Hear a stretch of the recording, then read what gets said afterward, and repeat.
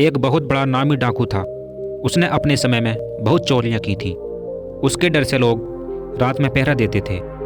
जब यह बूढ़ा होने लगा तो इसे अपने बच्चों के बारे में चिंता होने लगी। एक बार यह बीमार पड़ गया।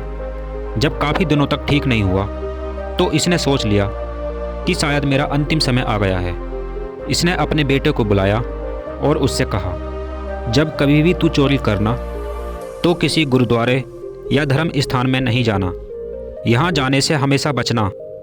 अगर तुम चोरी करते पकड़े जाओ तो तुम ये कभी भी स्वीकार नहीं करना कि तुमने चोरी की है, चाहे वह तुम्हें जान से ही क्यों ना मार दे। लड़के ने कहा, ठीक है, जैसा आपने कहा है मैं वैसा ही करूँगा। और फिर कुछ दिनों बाद वह डाकू मर गया। एक बार जब उसका लड़का चोरी करने के लिए घर से निकला और किसी आदमी के घर पहुंचा। रात का समय था, घर के सभी लोग सो रहे थे। उसने देखा कि घर के एक कमरे में ताला लगा हुआ है।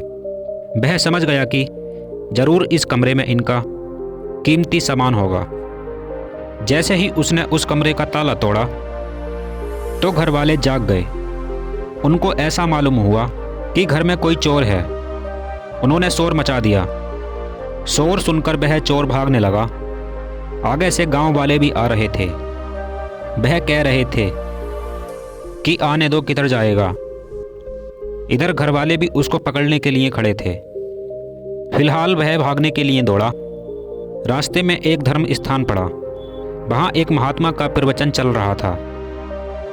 वह मन ही मन सोचने लगा कि मेरे पिताजी ने मुझसे कहा था कि चोरी के समय किसी भी धर्म स्थान में नहीं जाना है। लेकिन जब बचने का कोई रास्ता न सूझा तो वह महात्मा जी के प्रवचन में शामिल हो गया। वहाँ बैठकर उनका प्रवचन सुनने लगा। महात्मा जी अपने शिष्यों को समझा रहे थे कि देवी देवताओं की परछाई नहीं होती है। वह सोचने लगा कि मुझे इन महात्माओं की बातें सुनकर भला क्या फ़ायदा। मैं तो अपने बचाव के लिए यहाँ आया हूँ। उसके पीछे जो आदमी पड़े हुए थे उन्हें मालूम हुआ कि चोर धर्मशाला में है। वह आदमी धर्मशाला में गए और वहाँ जाकर बोले कि यहाँ एक चोर आ गया है। महात्मा के शिष्यों ने छानबीन की तो वह चोर पकड़ा गया। उन्होंने उस चोर को राजा के सिपाहियों के हवाले कर दिया। उस समय ये नियम था कि जब तक भी कोई मुजरिम अपना अपराध स्वीकार न कर ले उसे सज़ा नहीं दी जा सकती। उस चोर को राजा के सामने पेश किया गया। वहाँ उसको बहुत मार पड़ी, लेकिन वह चोर नहीं माना कि उसने चोरी की है। वहाँ एक जादूगरनी थी। उसने राजा से कहा कि मैं इसे मना देती हूँ। राजा ने कहा, ठीक है। ज़्यादातर चोर देवी या किसी सुल्तान के भक्त होते हैं। जादूगरनी यह बात जानती थी। उसने एक देवी का भेष बनाया और 2 नकली हाथ लगाए। चारों हाथों में 4 मसाले जलाईं। नकली शेर की सवारी की। जब कैद खाने में चोर के पास आई तो जेल के दरवाजे कड़क कड़क खोले गए।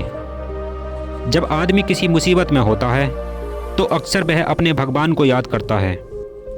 चोर भी अपने ईश्वर की याद में बैठा हुआ था। अचानक दरवाज़ा खुल गया और एकदम रोशनी हो गई।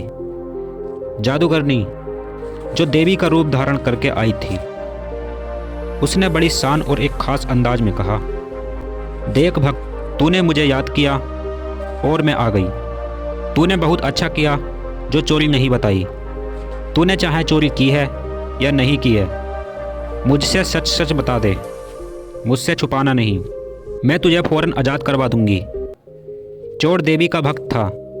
उसको सामने देखकर वह बहुत खुश हुआ। वह सोचने लगा कि मैं इसको सब सच सच बता देता हूँ। यह बताने को जा ही रहा था कि इसकी नज़र देवी की परछाई पर पड़ गई। इसको फ़ौरन उन महात्माओं के वचन याद आ गए कि देवी देवताओं की परछाई नहीं होती है। उसने देखा कि इसकी तो परछाई है। यह समझ गया कि यह देवी नहीं है, यह तो कोई छल है। यह सोचकर वह कहते कहते रुक गया और बोला, माता, मैंने चोरी नहीं की। राजा चाहे मुझे मरवा दे। अगर मैंने चोरी की होती तो क्या आपको पता नहीं होता? जादूगरनी के कहने पर राजा के सिपाही जेल के कमरे के बाहर बैठकर उनकी बात नोट कर रहे थे।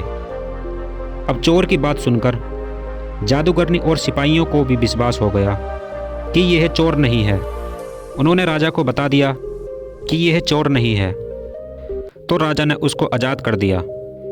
जब चोर छूट गया तो सोचने लगा कि मैंने महात्मा का एक वचन सुना था, जिसकी वजह से मेरे बुरे कर्म करने से भी मुझे कोई सज़ा नहीं मिली। मेरा गलत कर्म भी माफ़ हो गया। अगर मैं सारी उम्र महात्मा के वचन सुनूं, तो पता नहीं मुझे क्या क्या मिल जाए।